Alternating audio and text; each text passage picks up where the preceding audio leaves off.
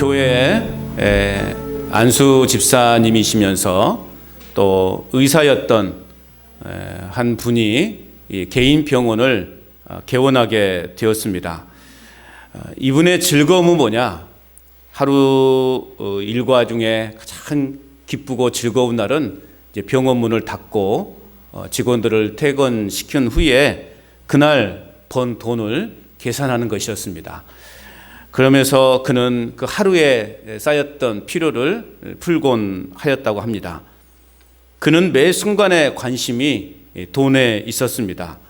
치료를 받기 위해 자신 앞에 앉아있는 그 환자, 또 자신 앞에 눈앞에 누워있는 이 환자를 보면서 다 돈으로 생각되어질 정도로 오직 이분의 머릿속에는 돈으로 그 생각이 가득 찼던 사람이었습니다. 오직 돈으로 그 인생의 중심을 가지고 병원을 운영했다고 합니다. 어느 날 밤에 그날도 이제 책상에 앉아서 그날 번 돈을 이제 정리하는 중에 문득 그의 마음속에 이런 생각이 들더라는 것입니다. 후에 내가 하나님 앞에 가면 내가 무엇이라고 하나님 앞에 보고를 드릴 수 있을까?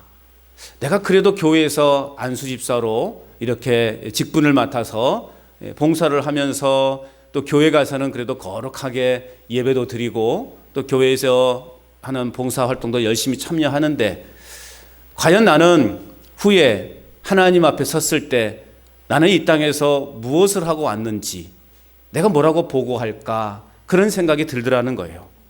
환자들을 치료하고 또 돈만 세다가 내가 왔습니다.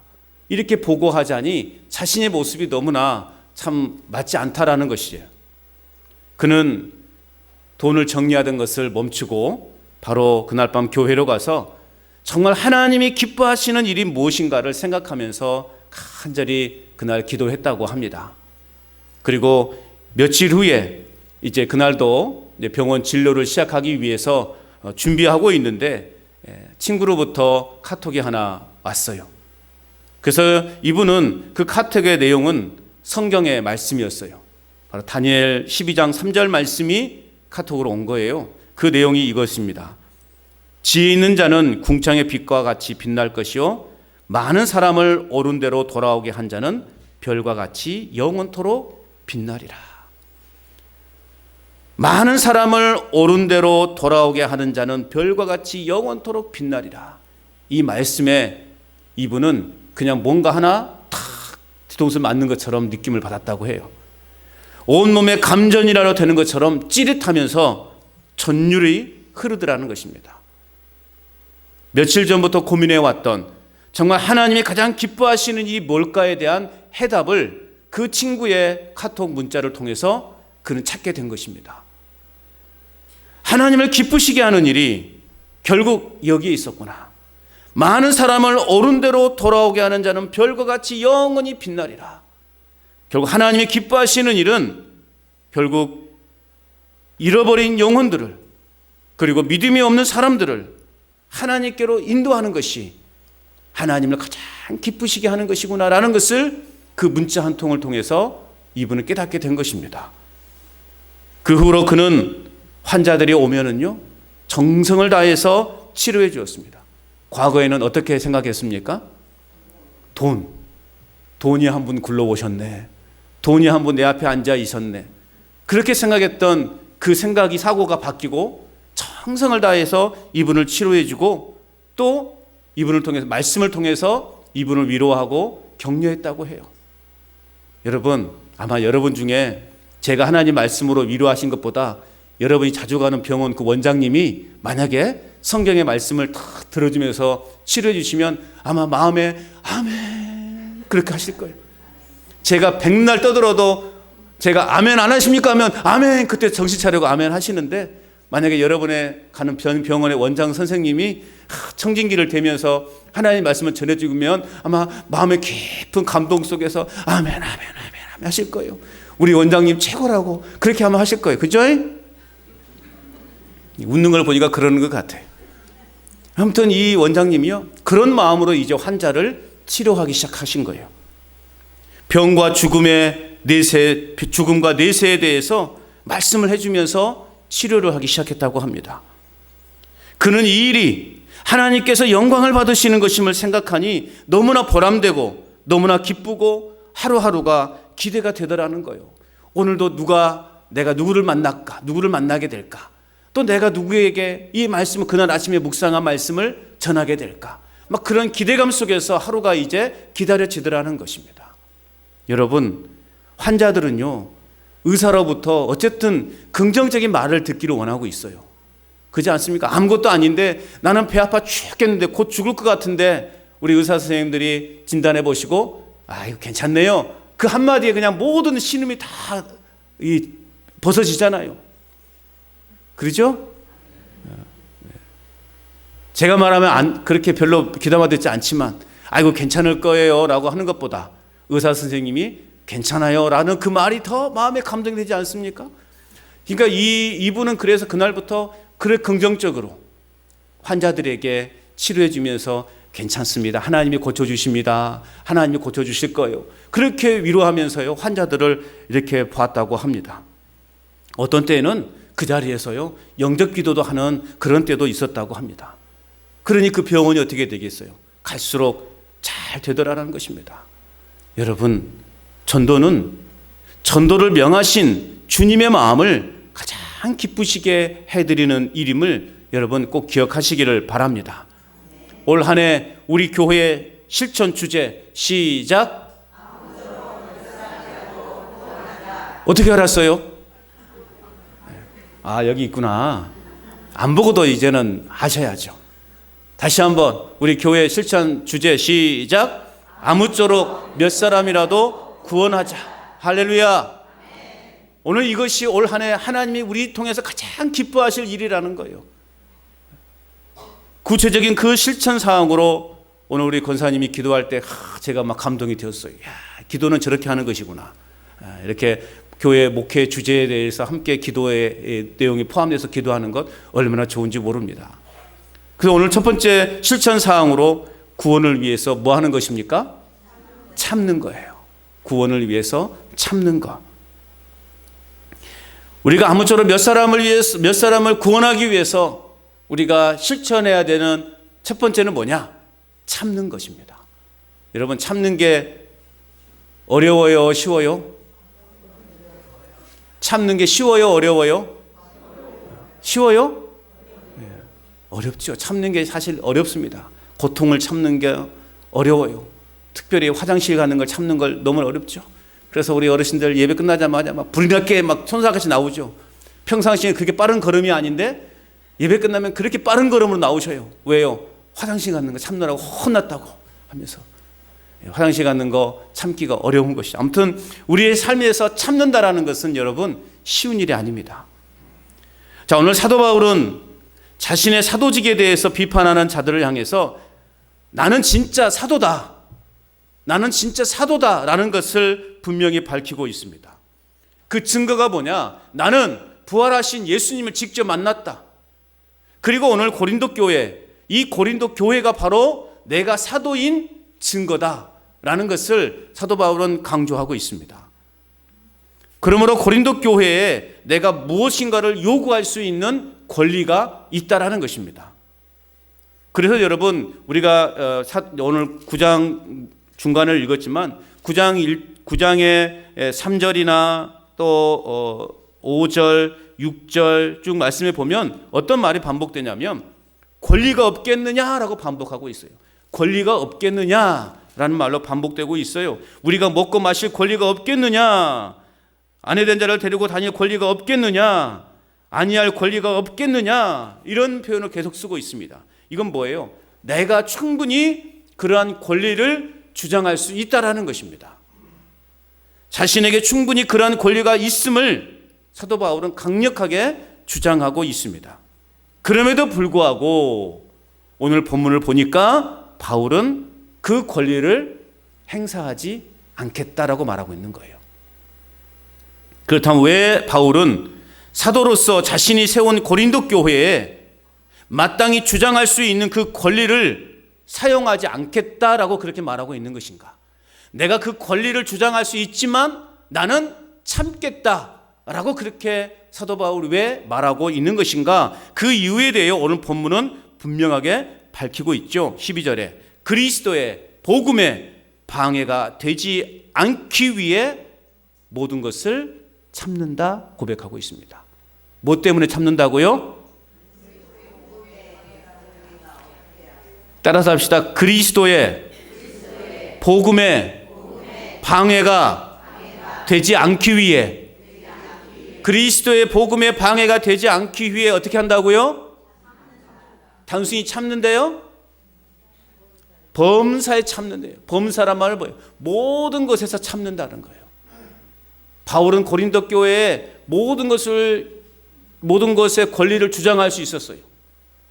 그럼에도 불구하고 그리스도의 복음에 방해가 되지 않기 위해서 바울은요, 모든 것을 참는다라고 고백하고 있어요. 한마디로 말하면 구원을 위해서, 복음을 위해서 내가 참겠다라는 것입니다. 자, 좀 더 깊이 있게 말씀의 주제 살펴보도록 하겠습니다. 오늘 보면 11절 말씀, 우리 다시 한번 다음 거 읽어볼까요? 11절 말씀입니다. 같이 읽어봅니다. 시작.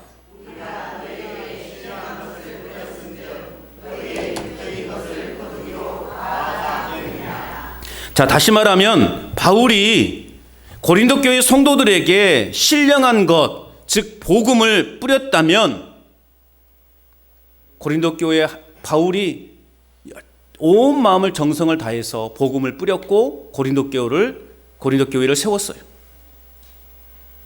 고린도 교회로부터 물질의 지원을 받는다는 것, 여러분 이게 지나친 바울의 욕심일까요? 바울이 복음의 씨앗을 뿌려서 성도를 세웠고 교회를 세웠어요. 자, 그렇다면 이 고린도 교회에 사도 바울이 이렇게 물질적 지원을 받는다는 것이 과한 그러한 행동일까요? 당연한 건 아닐까요? 당연한 것이죠. 교회로부터 물질적 지원을 받는다 할지라도 그리 큰 문제가 되지 않을 거예요. 자, 그런 의미에서 12절 말씀 읽어볼까요? 시작. 다른 이들도 너희에게 이런 권리를 가졌거든 하물며 우리일까 보냐.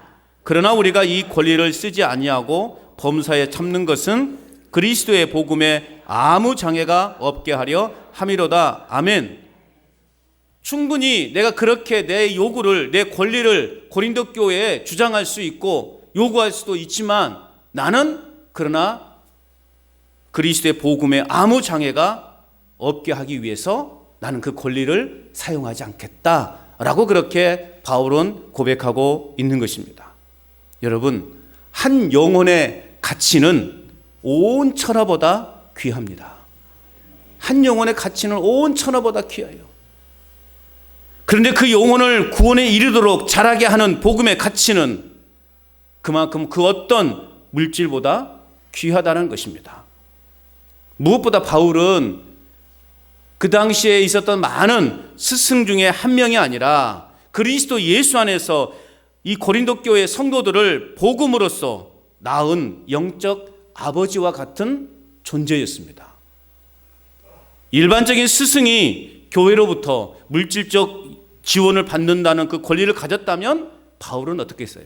더더욱 그 권리를 가진 존재였다는 것이죠. 그런데 바울은 그 권리를 사용하지 않겠다. 뭐 때문에? 복음 때문에. 복음 때문에 나는 그 권리를 사용하지 않겠다. 그리스도의 복음에 아무 장애가 없게 하려 함이로다.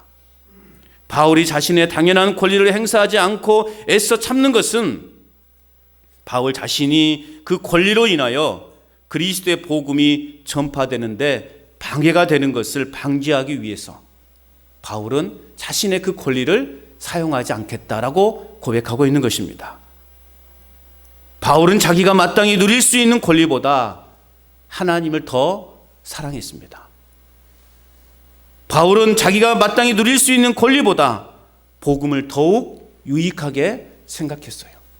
그리고 무엇보다 성도의 유익을 더욱 추구했습니다. 자기의 모든 권리를 내려놓고 복음을 이루기 위해 십자가에 오르신 그 예수 그리스도의 발자취를 따라서 복음에 참여하기 위해서 그는 자기 권리를 기꺼이 내려놓았던 것입니다.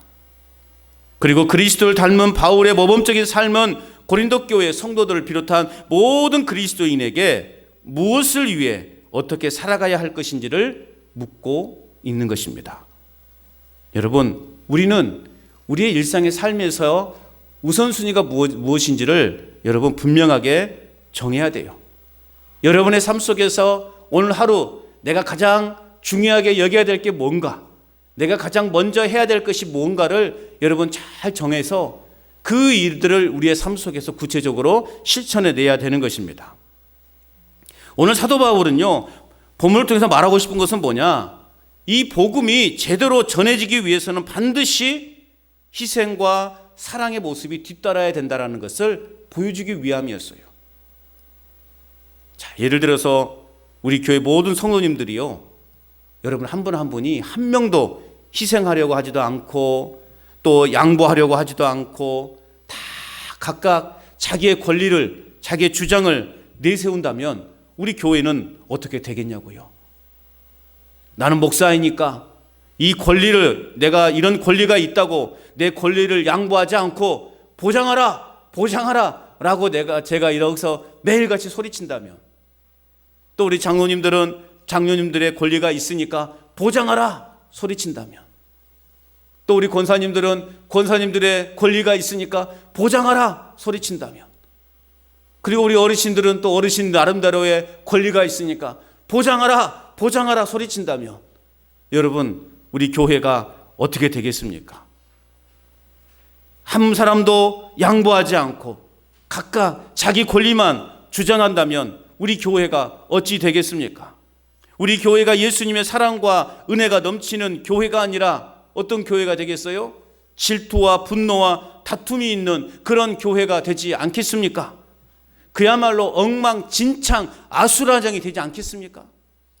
이런 교회를 하나님이 기뻐하실까요? 여러분, 이런 교회를 꿈꾸십니까? 세상 계모임보다 못한 교회가 될 것입니다. 그러지 않겠습니까? 그런데 우리 교회를 보면은요, 저는 참 행복합니다. 저만 행복할까요? 저만 행복해요? 여러분도 행복합니까? 네. 교회만 행복해요. 왜 그렇습니까? 교회 청소하는 거, 또 한 달에 한 번 주방에서 또 식당 봉사하는 것, 사실 처음에는 참 망설였어요. 이게 가능이나 할까? 연세들이 많으셔서 빗자루 하나만 들어도 막 손이 벌벌벌 떠시는데, 본인 몸도 잘 못 가눌어서 뭔가를 의존해서 이렇게 다녀야만 하는데, 이런 분들에게 내가 무엇을 하라고 할 수 있을까? 그런 마음이 저에게 있었죠. 그런데 목사가 이렇게 합시다, 그러니까 아무 말 안 하시고 자신들의 그러한 처한 권리들을 다 내려놓으시고 그 불편한 몸을 이끌고 빗자루 들고 화장실 청소하고 또 그 구부정한 모습으로 또 주방에서 또 이렇게 점심 준비하고 설거지하는 그 모습을 보니까요, 목사로서 얼마나 기쁘고 행복한지요. 할렐루야. 저만의 행복이 아니기를 바랍니다. 우리 모두의 행복이에요. 교회가 이런 교회가 되죠. 내가 지금 비록 몸은 좀 불편하고 내 상황은 지금 여의치 않지만 그래도 하나님의 교회를 위해서 그래도 한다면, 그래서 내 몸이라도, 이 부족한 몸이라도 가서 좀 보탬이 되자, 그런 마음으로 여러분 헌신하는 여러분이 계시니까 우리 교회가 이렇게 깨끗하고요, 좋은 환경에서 우리가 예배드리고 또 가장 맛있는 음식을 함께 나눌 수 있는 것 아니겠습니까? 이것이 하나님이 기뻐하시는 교회예요. 우리의 권리를 주장하지 않고 자기의 권리, 자기가 누릴 수 있는 것들 다 내려놓으시고 그 불편함을 감수하시면서까지도 재정적인 부분도 정말 어렵고 힘든 상황 속에서도 우리 교회 재정이 계속해서 이렇게 늘어나는 것을 보면 참 감사하다. 특별히 이렇게 우리 교회는 이렇게 막 전문적으로 일하거나 또 회사에 출근을 하거나 그런 분들이 안 계시잖아요. 다 자기 농사지어서 먹고 사시는 그런 분인데도 불구하고 또 이렇게 하나님 앞에 정성을 다해서 헌금하는 그런 모습을 볼 때, 그래서 우리 교회가 해년마다 예산이 또 증가하는 그 모습을 볼 때, 야, 이것이 참 하나님이 기뻐하시는 교회다. 내 것을 내 것으로 여기지 않고 하나님 것으로 여기고 내 권리를 다 내려놓고 하나님 앞에 드림에 인색하지 않는 여러분들을 볼 때마다 이것은 저만의 기쁨이 아니라 우리 아버지 하나님이 기뻐하신 이다 라고 생각되어집니다. 여러분, 이 행복을 마음껏 누리시기를 바랍니다. 그런데 이제는 중요하죠. 이제는 이러한 권리를 내려놓고 섬기는 삶을 우리 교회 안에서만 우리가 행할 것이 아니라 이제는 우리의 이웃들로 퍼져나갈 수 있기를 바랍니다. 사실 우리 자신이 누릴 수 있는 권리를 포기한다는 것은요, 말처럼 쉽지 않습니다. 우리가 말로는 쉽게 포기할 수 있다고 하지만 실제로 그렇지 않아요. 제가 이 말씀을 묵상하면서 참 제 마음속에 이렇게 막 찔림이 있었고 도전이 돼요. 이런 생각을 해봤어요. 이 말씀을 준비하면서 내가 우리 교회에서 받은 이 사례비를 내가 포기할 수 있을까? 그런 생각도 해봤어요. 그런데 가만히 생각하니까 쉽지 않더라고요. 저도 나름 가장이잖아요. 가장이고 남편이고 아버지인데 또 우리 집안을 책임져야 될 그러한 또 위치에 있는데, 이 사례비를 내가 포기해야 되는가? 또 우리가 아직도 갚아야 될 그런 빚도 있고 뭐 이것저것 또 교육비로 들어갈 것도 많이 있는데 내가 이걸 포기할 수 있을까? 내가 바울처럼 이렇게 교회의 당연한 권리를 내가 포기할 수 있을까? 생각하니까요, 아이고 안 되겠네, 포기할 수 없네, 그런 생각이 저에게 들더라고요. 그런데 그런 생각을 해봐요. 만약에 정말 복음을 위해서라면, 우리 교회가 정말 형편이 어렵고 힘들어지고 또 이것이 정말 복음을 위해서라면, 그래, 내가 그것도 포기할 수 있지. 결국 그런 마음까지 다다르게 되더라고요. 근데 여러분, 안 주면 안 돼요. 안 주시면 안 돼요. 주셔야죠. 어쨌든 우리가 누릴 수 있는 권리를 포기한다는 것, 말처럼 쉽지 않습니다. 그럼에도 불구하고 우리는 그리스도인이고 하나님의 자녀이기 때문에 할 말이 있어도 참을 수 있어야 됩니다. 저에게 왜 할 말이 없겠습니까? 요즘 이 시국에 대해서 저도 그냥 열변을 토하고 싶은 마음도 막 굴뚝같이 올라와요. 제가 이렇게 SNS를 자주 하게 되는데 SNS에 보면 막 험한 말들이 많이 올라옵니다. 왜 저도 그런 공간에 제가 하고 싶은 말이 없겠어요? 이 시국에. 그래서 제 생각을 막 그냥 토로하고 싶은데 그렇게는 하기 싫더라고요. 왜요? 은혜가 안 되니까. 개중의 목사님들 중에는요, 막 과격하게 표현하는 분도 많아요. 그걸 볼 때, 만약에 그걸 본인 교회 성도들이 볼 때 그것이 과연 은혜가 될까? 그래서는 가급적이면 그런 험한 말들을 안 하려고 합니다. 제가 이 설교 단상에서 왜 그런 말을 안 하고 싶겠습니까? 그러나 그것이 은혜가 안 되기 때문에, 할 말이 많지만 이건 복음적인 것이 아니고 이것은 합당하지 않기 때문에, 은혜가 되지 않기 때문에 제가 말하지 않는 것이죠. 여러분, 왜 우리도 세상 속에서 왜 할 말이 없겠어요?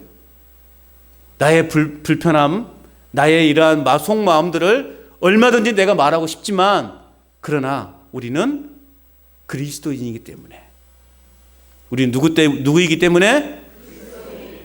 또 하나님의 자녀이기 때문에 우리는 할 말이 많이 있어도 참을 수 있어야 되는 거예요. 답답해 미칠 것 같고 또 심지어는 손해를 보는 상황에서도 우리는 참고 또 참아낼 수 있어야 되는 것입니다. 왜요? 왜? 묻는 질문의 대답은 복음을 위해서. 뭘 위해서? 왜 참아야 돼요? 시원치 않습니까? 대답이. 무엇 때문에 참아야 돼요? 복음을 위해서 참아야 되는 겁니다. 우리 자신이 누릴 수 있고 요구할 수 있는 권리가 충분하다 할지라도 우리는 우리의 권리를 주장하지 않을 수 있어야 되는 거예요. 왜요? 왜 그래요? 그래요. 왜 그런 미련한 삶을 우리는 살아야 되는가? 원인은 한 가지, 돈이 없어서가 아니라 양복 입은 신사가 요리집 뒷문에서 매를 맞는다. 왜 맞을까? 왜 맞을까? 원인은 한 가지, 돈이 없어. 그 양반은 돈이 없어 맞아. 원인은 한 가지, 돈이 없어서 맞는 거예요. 그럼 우리는 왜 이렇게 미련한 삶을 살아야 되는가? 세상 사람들이 볼 때는 우리는 참 미련한 사람들 아니에요? 답답한 사람들 아니에요? 할 말도 못하고 아이고 저렇게 미련하게 참는다고. 우리는 왜 참아요? 그 원인은 뭐예요? 단 한 가지? 복음을 위해서. 할렐루야. 복음 때문에 우리는 참는 거예요. 그리스도의 복음에 장애가 될까 하여 우리는 참고 포기하는 것입니다. 그리스도 때문에 손해를 보면서도 권리를 포기한 것이라고 사람들은 인식할 때, 물론 그럴 때 사람들은 우리를 향해서 참 미련하고 어리석다라고 이야기하는 사람들도 있을 것입니다. 그런데 그들의 입에서 도대체 예수가 누구이길래, 예수가 누구이길래 라는 생각을 한 사람이라도 하게 된다면 우리는 그것으로 만족할 수 있어야 한다라는 것입니다. 야, 너 참 그 예수가 도대체 누구이길래 그 상황에서도 참냐? 야, 너는 도대체 예수가 누구이길래 그 상황에서도 양보하냐? 라는 소리를 듣는다면 여러분, 우리는 그것으로 만족해야 되는 것입니다. 우리는 예수님 때문에 참는 거예요. 예수님 때문에 양보하는 거예요. 그것이 곧 복음 때문에 참고 양보하는 거예요. 그러므로 진정으로 복음을 위한 삶이라면 내가 누릴 수 있는 권리를 과감하게 포기하는 삶을 살아야 하는 것입니다. 여러분, 우리가 식당에서 밥 먹으려고 줄을 쫙 서 있어요. 그런데 어떤 사람이 중간에 탁 새치기를 했어요. 그럼 우리는 어떻게 해야 됩니까? 여론이 자꾸 뒤로 가시오. 막 그렇게 해야 됩니까? 아이고 감사해라. 그래, 나는 그냥 내 자리, 내 순서인데도 내가 지금 몇 분 동안 기다려 왔는데 누가 새치기 탁 했단 말이에요. 그래도 그래 참자. 그래 참자. 너 잘 먹고 잘 살아라. 속으로만 그 생각을 하셔야 돼요. 내 자리를 양보해 줄 수 있는, 물론 그 사람 나쁜 사람이죠. 새치기 했으니까. 그죠? 절대 참지 않겠다고 하는 의지를, 나는 절대 참지 않으리라라고 하는 의지를 여러분이 강력하게 표현하고 계시구만요. 감히 네가 내 옆에 지금 새치기를 한단 말이야? 막 그렇게. 아니, 그럴지라도 내가 속상하고 내가 손해보는 것 같더라도 여러분, 나는 그냥 양보해 줄 수 있어야 돼요. 물론 우리가 바르게 교훈할 수는 있어야 되죠. 선생님, 새치기 하시면 안 돼요. 이것은 정당한 것이 아닙니다. 그렇게 좀 공손하게, 좀 이렇게 젠틀하게 우리가 그 사람을 훈계할 수는 있어야 되죠. 그런데 그냥 막 당신이 뭐한데 지금 내가 지금 기다리는 시간이 몇 분인지 알아? 막 그런 식으로 하면은 싸움밖에 안 나죠. 참 거시기 하네. 그러면서 뒤로 가지 않겠습니까? 그래요. 우리는 도대체 예수가 누구이길래 너는 그 상황 속에서 참고 너는 양보하고 그 권리를 주장하지 않느냐라는 그 말이 들려진다면 우리는 그것으로 만족할 수 있어야 되는 것입니다. 진정으로 복음을 위한 삶이라는 것은 내가 누릴 수 있는 권리를 과감하게 포기하고 살아가는 것, 과감하게 참는 것, 그것이 복음을 위한 삶이라는 사실을 믿으시기 바랍니다. 자, 그렇다면 우리는 왜 또 오늘 우리가 전도를 해야 되는가? 왜 우리는 전도를 해야 되는가? 지난주에 말씀을 기억하실 분이 있을란가 모르겠어요. 지난주에도 제가 왜 전도해야 됩니까에 대해서 말씀을 드렸어요. 한 분도 기억나지 않으심이 은혜인 줄로 믿습니다. 네? 제가 지난주에 왜 전도해야 되는가를 말씀을 드렸어요. 뭐냐? 왜 전도해야 되는가? 지난주는 주님의 명령이기 때문에 해야 된다 말씀을 드렸어요. 그냥 까딱까딱 하세요. 안다고 그냥.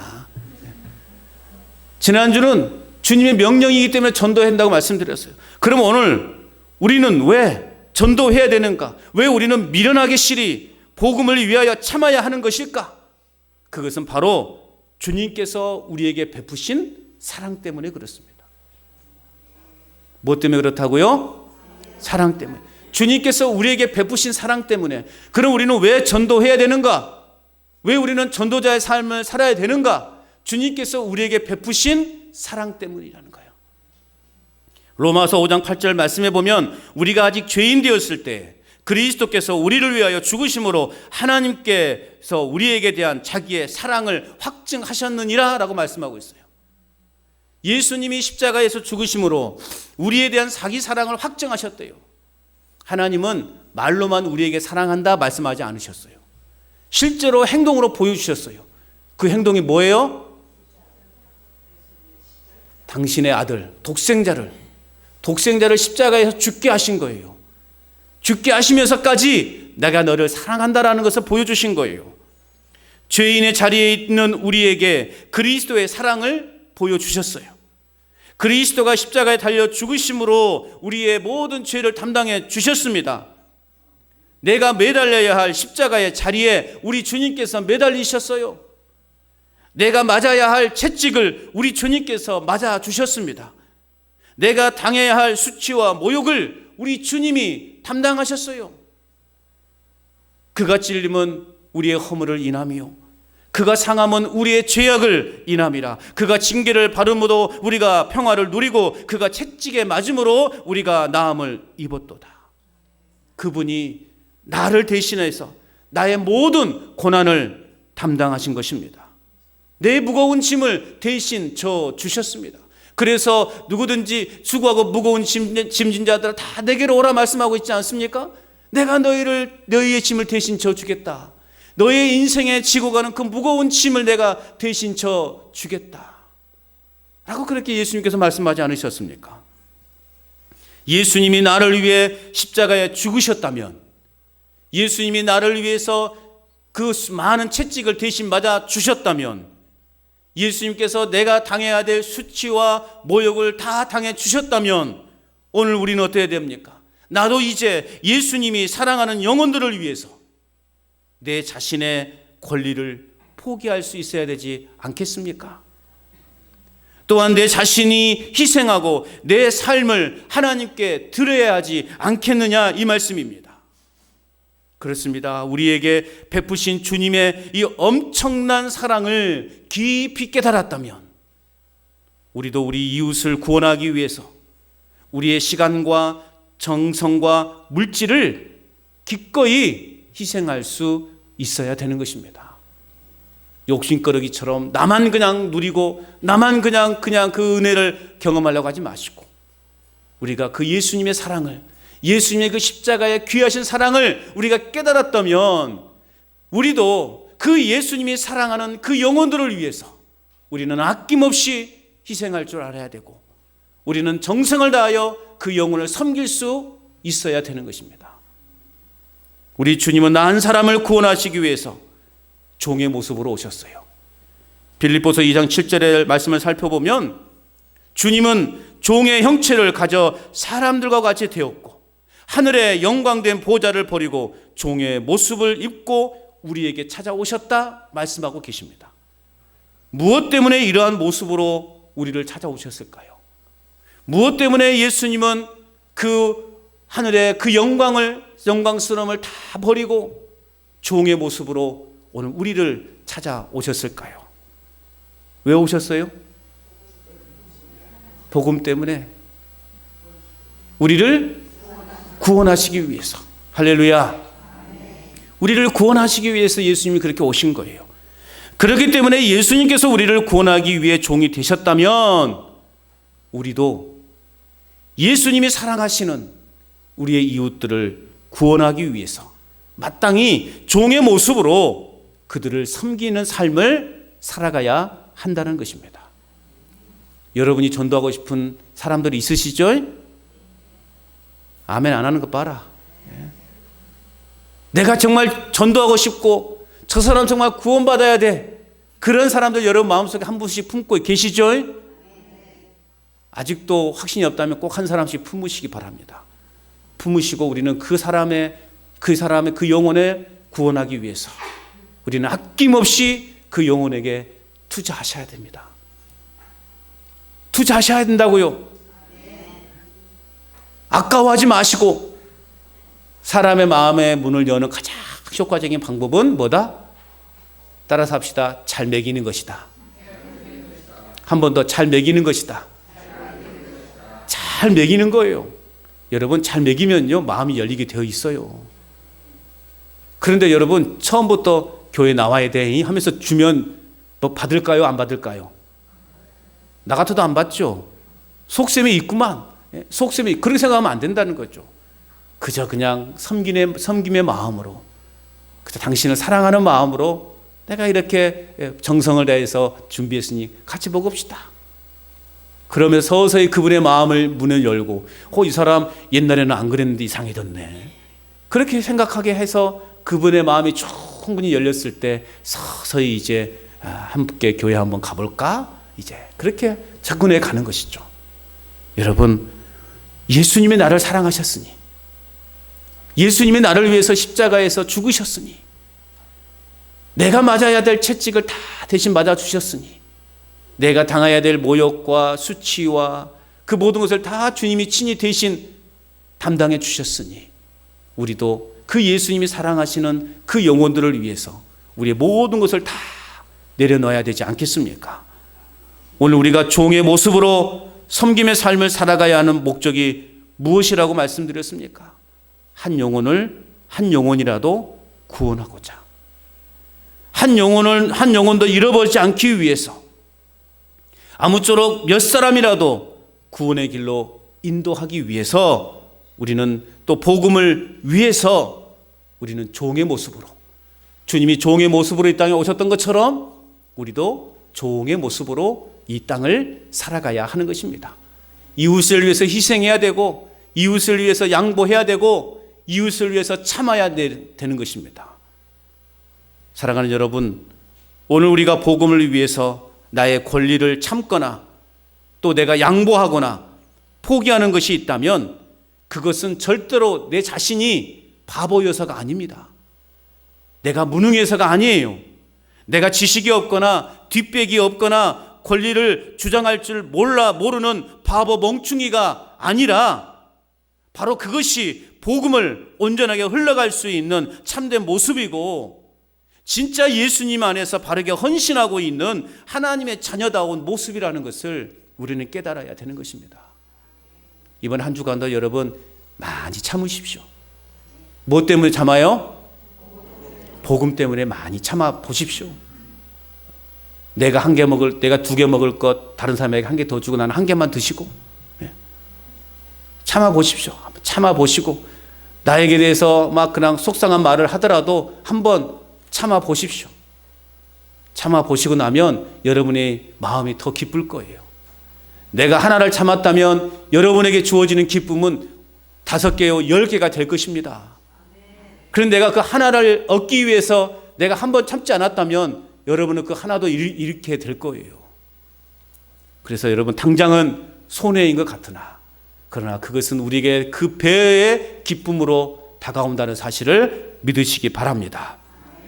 다른 어떤 것이 아닌 우리는 오직 예수님 때문에 예수님을 위해서 그리고 우리가 누리며 살아가고 있는 이 복음을 위해서 우리는 나의 권리를 내려놓고 포기할 줄 아는 그런 복음 전도자의 삶을 살아갈 수 있기를 바랍니다. 구원을 위해 참아 아무쪼록 몇 사람이라도 구원에 이르게 하는 전도자로 살아가는 저와 여러분 될 수 있기를 주님의 이름으로 축원합니다. 함께 외쳐보십시다. 실천 주제 시작. 한 번 더 시작. 아무쪼록 몇 사람이라도 구원하자. 할렐루야.